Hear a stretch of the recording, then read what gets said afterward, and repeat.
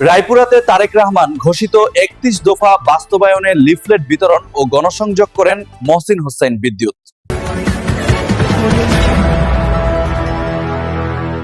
বিএনপির ভারপ্রাপ্ত চেয়ারম্যান তারেক রহমান ঘোষিত রাষ্ট্রকাঠামো মেরামতের রূপরেখার ৩১ দফা বাস্তবায়নের লক্ষ্যে ১০ অক্টোবর ২০২৫ নরসিংদী জেলার রায়পুরা উপজেলার হাসিমপুর বাজারে লিফলেট বিতরণ ও গণসংযোগ কার্যক্রম অনুষ্ঠিত হয়।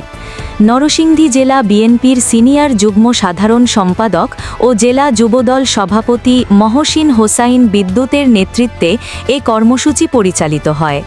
তিনি বাজারের বিভিন্ন স্থানে সাধারণ মানুষের সঙ্গে কুশল বিনিময় করেন, ৩১ দফার তাৎপর্য তুলে ধরেন এবং দলের বার্তা পৌঁছে দেন। এ সময় উপস্থিত ছিলেন রায়পুরা উপজেলা বিএনপি, যুবদল, স্বেচ্ছাসেবক দল, ছাত্রদল সহ বিভিন্ন অঙ্গ ও সহযোগী সংগঠনের দায়িত্বশীল নেতৃবৃন্দ।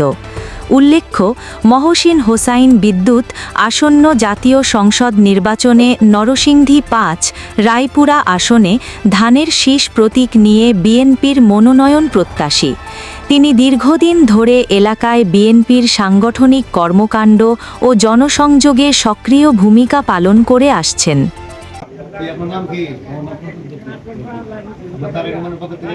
সালাম নিয়ে আসছে কিন্তু তার নাম শুনছেন না? তারেক জিয়া রাস্তাঘাটের উন্নয়নের মধ্যে ৩১ দফা কর্মসূচি দিয়েছেন। ৩১ দফা কৃষক, শ্রমিক, ব্যবসায়ী, যুবক, ছাত্র, চিকিৎসক, শিক্ষক সবারই কথা এখানে লেখা আছে। আগামীতে বিএনপি হইয়া তারিখ ভোট দিবেন। সালাম নেবেন, তাদের ভোট দেবেন। আর এই কড়াগুলো আছে সবার বলে দিয়ে আপনার নাম কি? যদিও আপনাদের মনে কোনো শঙ্কা থাকে, শঙ্কা থাকার কোনো কারণ নাই। বিএনপি মনে করেন বন্ধু, ঠিক আছে। বিএনপি আপনাদের পাশে আছে।